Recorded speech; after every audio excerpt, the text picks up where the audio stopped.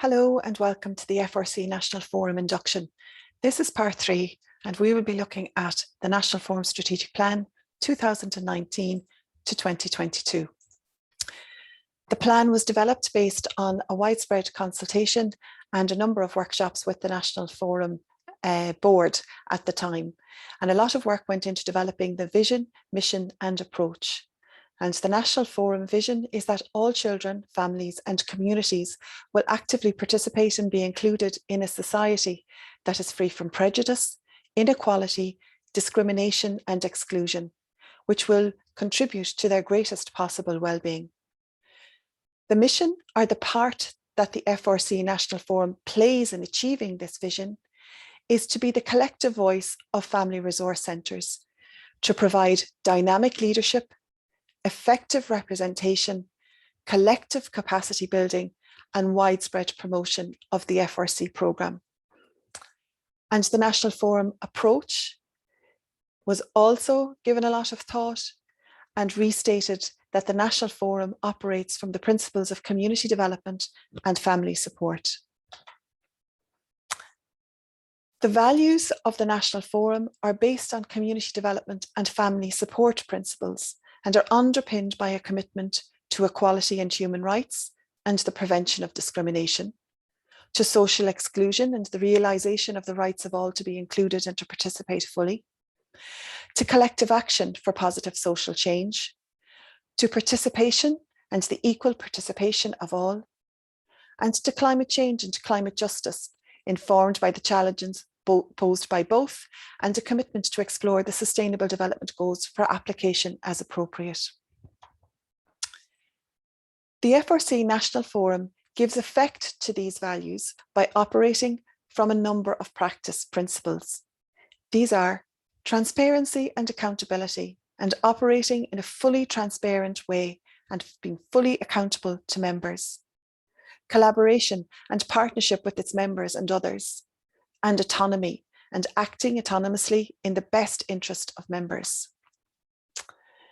The strategic plan focuses on 5 different areas. The first is membership development and support.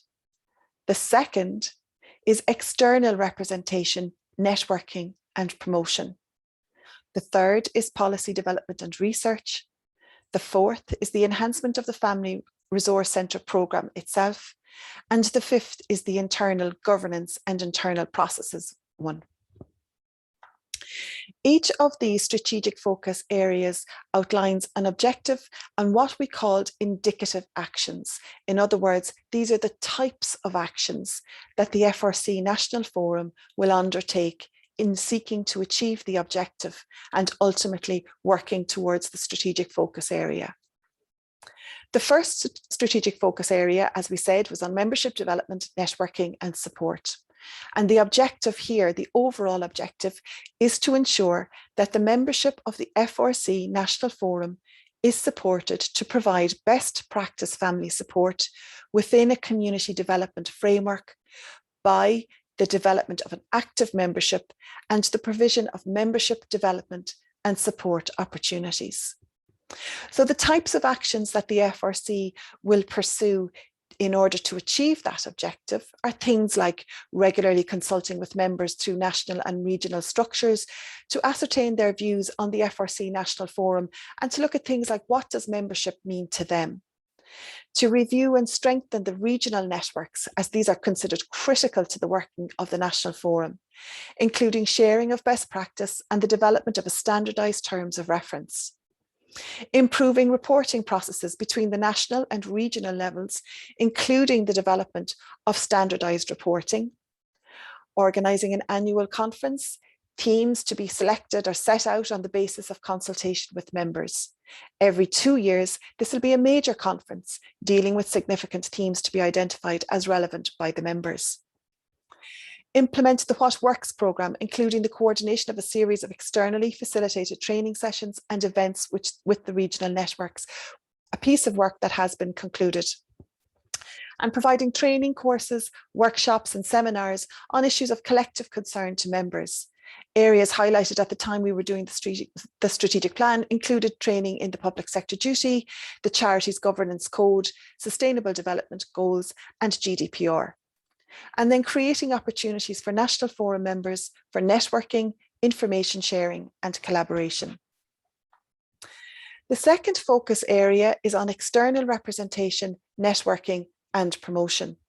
The objective here is to ensure that representation of the FRC National Forum and the issues it represents is enhanced on all relevant networks and collaboration, and to promote the FRC programme. Indicative actions include undertaking an audit of representation on all social inclusion and community development structures that the National Forum is and should be represented on. Prioritise the statutory, local government, social inclusion and community development structures on which the National Forum can make most impact from representation. Develop enhanced strategic alliances with relevant national and EU organisations and networks, and strategically identify and apply for membership of key national and EU organisations and networks. And then it's also about developing a promotion strategy to include organising showcase events to highlight and promote the work of the FRCs, the National Forum, and indeed the programme itself. Establishing a presence of the National Forum at key events, including local, regional, national, and international conferences. Identifying spokespersons or champions for the programme. Improving the profile of the programme through social media, press releases, etc. Raising awareness of the work of our FRCs with local representatives, and developing standardised presentations on the work of the FRCs, the FRC programme, and the National Forum for use by all FRCs where relevant. The third area looks at policy development and research. And the objective here is to improve knowledge, analysis, and awareness of the community development, family support, and well-being issues with which the FRCs engage by initiating and engaging in policy development and research. So some of the things that were planned here have already been achieved. They were things like, for example, establishing a policy and research subgroup based on consultation with members, develop policies and positions on issues of collective interest to members, such as on issues affecting families and the communities with which the FRCs work. Enhance the capacity to respond to relevant policy submissions to reflect the issues, approaches, and positions of family resource centres. Undertake or support research on best practice work within the FRC programme, including peer support and evidence-based and informed work. Produce and/or commission research papers based on the work and organise seminars of various scales to present the work. Develop a national catalogue of FRC research and support and ensure that it is available on the website for access by all FRCs. The fourth area focuses on enhancement of the Family Resource Centre programme, and the objective here is to ensure that the approach taken by the FRCs to community development, family support and wellbeing issues is appropriately represented.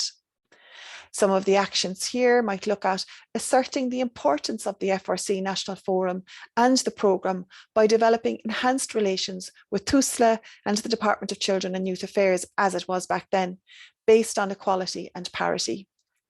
Ensure representation of the FRC National Forum on all appropriate DCYA, again, as it was back then, committees. Develop and enhance relations with TUSLA area managers at national level. Develop and enhance relations with other agencies and statutory bodies and other departments. Support engagement of and consultation with FRCs on TUSLA's local commissioning plans. Raise awareness of and update the Blue Book on the strategic framework for family support.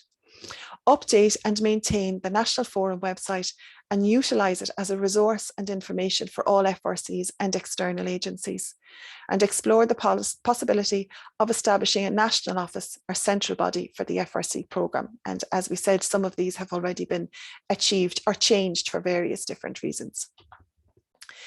The fifth area of strategic focus is on governance and internal processes. And the objective here is to ensure that the governance and internal processes of the National Forum are maintained in line with best practice, transparency and accountability. And some of the indicative actions here are to adopt and implement best practice employment procedures, develop all relevant employment policies, complete the adoption of the Charities Regulator Code of Governance, ensure that all FRC National Forum directors and trustees are aware of their fiduciary responsibilities, and to provide annual training as part of the induction for the new board. Identify and ensure compliance with all relevant regulations, such as the charity regulator, the lobbying regulator, etc. Engage in strategic planning and annual action plans within the framework of the strategic plan. Outline all subgroups and structures as part of this process. Maintain the finances of the National Forum in line with best practice, and continue preparation for the full implementation of the Charities Statement of Recommended Practice, also known as SORP. Review the number of board directors, regions and representative structures to ensure best representation to complement the effective governance of the National Forum. And that concludes our look at the strategic plan. As we said, many of the actions have been achieved. Others have been postponed or stalled as a result of COVID-19. So there's still a lot of work to be done. Thank you.